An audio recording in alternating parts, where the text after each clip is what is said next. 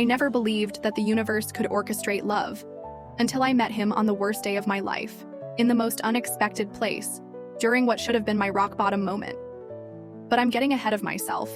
Let me tell you about the journey that led me to understand that sometimes you have to lose everything to find what you were truly meant to have. My name is Keisha, and at 28, I thought I had love all figured out.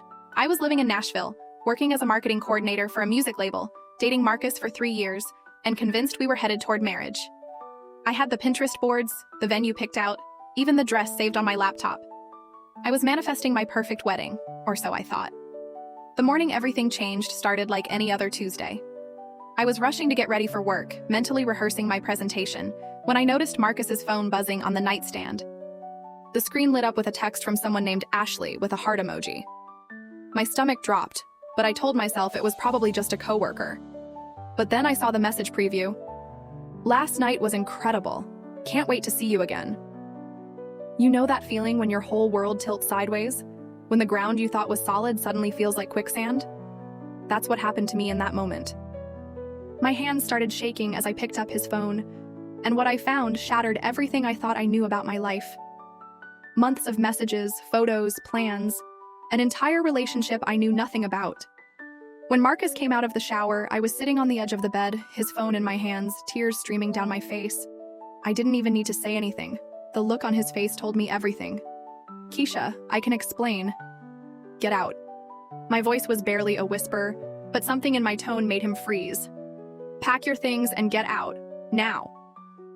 The next few hours were a blur of angry packing, accusations, and the kind of sobbing that leaves you feeling hollow inside. By noon, 3 years of my life were stuffed into garbage bags and carried out my front door. I called in sick to work and spent the rest of the day in bed, alternating between rage and devastation. How had I been so blind?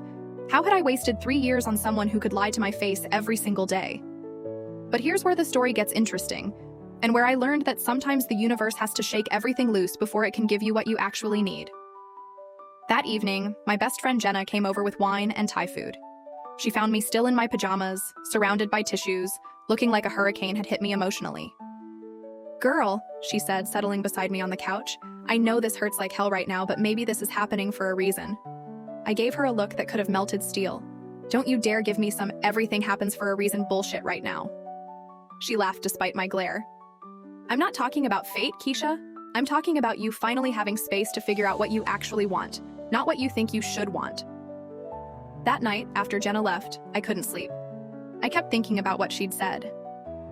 The truth was, I'd been so focused on the idea of getting married, of checking that box, that I'd never really asked myself if Marcus was the right person for me.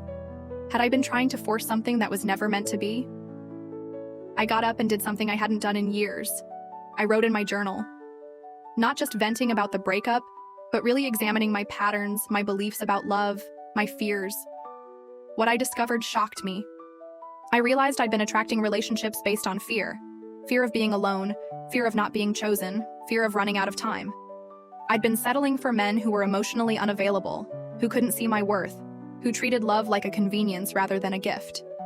Your thoughts create your reality, right? Well, my thoughts about love had been pretty toxic for years. That's when I made a decision that changed everything.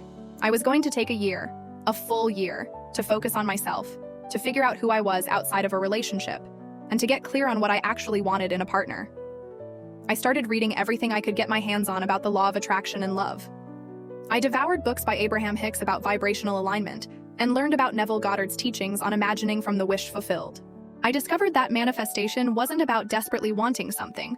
It was about becoming the person who naturally attracts what you desire. I began a daily gratitude practice, writing down 3 things I was grateful for about myself every morning. At first, it felt forced and silly, but gradually I started to genuinely appreciate things about myself I'd forgotten. My laugh, my creativity, my ability to make people feel comfortable and heard.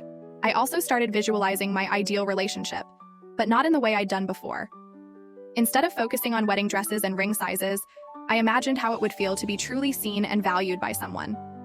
I pictured easy conversations, shared laughter, the kind of partnership where we brought out the best in each other.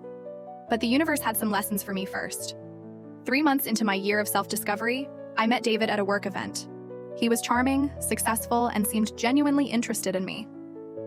We went on a few dates, and I started to think maybe I'd found my person already. But then I noticed familiar patterns. He was always too busy for real conversations, he kept our dates surface level, and he had this way of making me feel like I was asking for too much when I wanted deeper connection. Old me would have tried harder, would have convinced myself this was enough. But I'd been doing the work. I'd been raising my vibration and getting clear on my worth. So instead of chasing him, I walked away. I'm looking for someone who's excited about emotional intimacy, not someone who treats it like a chore, I told him during our last conversation. He looked at me like I'd spoken a foreign language. You're really intense, Keisha. Most guys don't want that much drama. As I walked away from that conversation, I felt something I'd never experienced before, pride in myself for honoring my boundaries. I was learning to trust that the universe had something better in store for me. But what happened next tested every ounce of faith I'd built. 6 months into my year of self-focus, I got laid off. Budget cuts, they said. Nothing personal. But it felt personal when I was sitting in my apartment, unemployment paperwork spread across my coffee table, wondering how I was going to pay rent. I'd been so focused on my love life transformation that I'd forgotten the universe sometimes clears multiple areas of your life at once. I felt like I was back at square one, single, unemployed, and questioning everything I thought I knew about manifesting what I wanted. That's when I remembered something I'd read about Louise Hay's work, that our external circumstances are often reflections of our internal beliefs. Maybe this job loss wasn't a setback. Maybe it was another opportunity to trust the process. I started treating my job search like a spiritual practice. Every morning, I'd sit with my coffee and visualize not just getting a job, but finding work that aligned with my values and used my gifts. I'd imagine feeling excited about Monday mornings, having colleagues who appreciated my contributions, making a difference in something that mattered. And I kept up my love manifestation practice too. Every evening, I'd spend 10 minutes imagining what it would feel like to be in a healthy, loving relationship. Not the details. I'd learned that trying to control the how and when was just resistance in disguise, but the feeling state, the sense of being cherished, supported, and truly seen. 3 weeks into my job search, I was getting discouraged. I'd had several interviews that seemed promising but led nowhere. My savings were dwindling, and I was starting to doubt whether this whole law of attraction thing was just wishful thinking. That's when I decided to take a break from the job hunt and spend the afternoon at my favorite coffee shop in Music Row. I needed to get out of my apartment, away from the rejection emails and the mounting anxiety. I ordered my usual oat milk latte and found a corner table with good natural light. I pulled out my journal, thinking I'd write about my frustrations, maybe do some gratitude work to shift my energy. But as I was writing, I kept getting distracted by the conversation at the table next to me. A man was talking to someone on the phone about a nonprofit that provided music therapy for kids with autism. His voice was warm and passionate, and something about the way he spoke made me look up. He was African American, maybe early 30s, with kind eyes and hands that moved expressively as he talked. There was something about his energy that felt familiar. Not like I'd met him before, but like I recognized something in him. When he hung up, he caught me looking and smiled. Sorry if I was being too loud. I get excited talking about the work. No, it sounds amazing, I said, and before I could stop myself, I asked, music therapy? That's incredible. How did you get into that? His whole face lit up. I'm a musician, but I wanted to find a way to use music for healing. I started this nonprofit 2 years ago, and we're finally getting some traction. We talked for 20 minutes about his work, about music, about the power of creativity to transform lives. His name was Michael, and talking to him felt like the most natural thing in the world. There was an ease, a flow to our conversation that I'd never experienced with anyone. But then I remembered my commitment to my year of self-focus. I was only 6 months in, and I'd promised myself I wouldn't date anyone until I'd done the full year of inner work. When he asked for my number, I felt this internal tug of war. Everything about him felt right. His values, his passion, the way he made me feel calm and energized at the same time. But I'd made a promise to myself. I'm really flattered, I said, but I'm taking some time to focus on myself right now. I'm not dating anyone. He looked disappointed but nodded respectfully. I understand. That takes courage. If you ever change your mind, I'm here most afternoons working on grant applications. As I walked home, I felt this strange mix of regret and pride. Had I just walked away from something special? Or was I finally learning to trust my own process?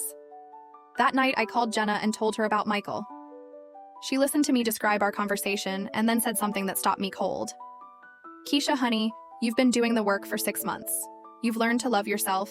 You've set boundaries. You've gotten clear on what you want. Maybe the universe is presenting you with what you asked for, and you're too scared to receive it. I spent the next 3 days thinking about what she'd said. I'd been so focused on my timeline, on my rules, that I might have missed a sign from the universe. I decided to go back to the coffee shop, not to find Michael, but to sit with my feelings and get clear on what felt right. If he was there, maybe that was synchronicity. If not, I'd trust that too. He was there, laptop open, papers scattered around him. When he saw me, his face broke into the kind of smile that made my heart skip. "I was hoping I'd see you again," he said. "I've been thinking about what you said," I told him, sitting down across from him. "About your nonprofit. I actually have a marketing background, and I was wondering if you might need some help with grant writing or promoting your programs." It wasn't entirely true. I mean, I was interested in helping, but that wasn't the only reason I was there. But it felt like a safe way to spend more time with him without diving headfirst into dating. "Are you serious?" His eyes lit up. "I've been struggling with the marketing side of things. I'm great with kids and music, but trying to get the word out about what we do, that's not my strength." We spent the next 2 hours talking about his nonprofit, brainstorming marketing strategies, and I felt more energized than I had in months. Not just because of the romantic potential, but because I was using my skills for something that mattered. As we were packing up, he said, "I know you're not dating right now, but this felt like more than just a professional conversation. Would you be open to having dinner sometime? Not as a date, but as whatever you're comfortable with?" I looked at him, really looked at him, and felt something I'd never experienced before. Not the desperate attraction I'd mistaken for love with Marcus, not the surface-level chemistry I'd had with David, but something deeper, a recognition, like my soul was saying, "Oh, there you are. I've been waiting for you." "Yes," I said, surprising myself with how certain I sounded.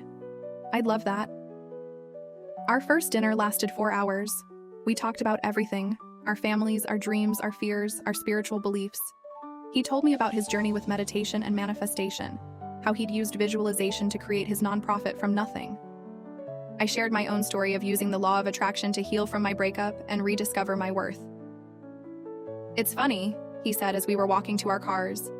"I've been doing this daily gratitude practice for 2 years, and one of the things I always write is, 'I'm grateful for my future partner, wherever she is.' I had this feeling that when I met her, I'd just know." My heart stopped. "What do you mean?" He turned to face me, and in the streetlight, I could see something vulnerable and honest in his eyes. "I mean, I think I've been manifesting you, Keisha. And I think maybe you've been manifesting me too."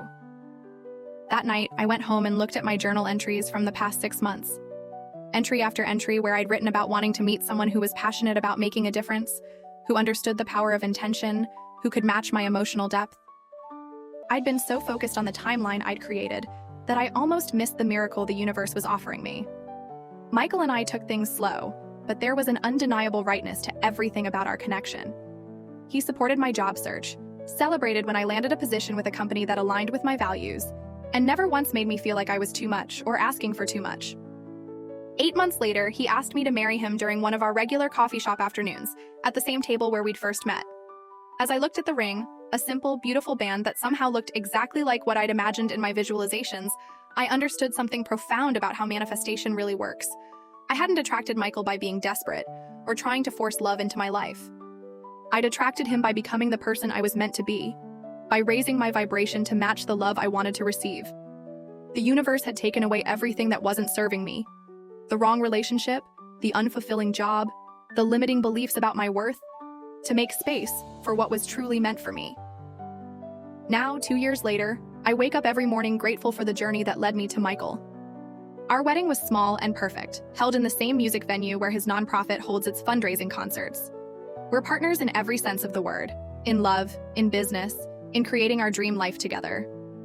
But more than that, I'm grateful for the woman I became during that year of self-discovery. The woman who learned to love herself enough to demand real love in return. The woman who trusted that the universe was always working in her favor, even when it didn't feel like it. I still do my morning gratitude practice, and Michael joins me now. We visualize our future together, not just the big dreams, but the small moments of joy and connection that make up a life well lived. Sometimes I think about that devastated woman who found those text messages on Marcus's phone, and I want to tell her, this is the best thing that could have happened to you. The universe is removing what doesn't serve you to make room for what does. Trust the process. Your person is coming, And when he arrives, you'll understand why it never worked out with anyone else. The law of attraction isn't about getting what you want. It's about becoming who you need to be to receive what's meant for you. And sometimes what's meant for you is better than anything you could have imagined. If you're ready to trust that the universe has someone special waiting for you, comment below. I'm ready for love. Your person is out there, doing their own work, manifesting you too. If this story gave you hope in your own love journey, hit that like button and subscribe for more real stories of manifestation and transformation. Share this with someone who needs to remember that sometimes the best love stories begin with the courage to love yourself first. Remember, you are worthy of extraordinary love. The universe is listening. Your happy ending is on its way.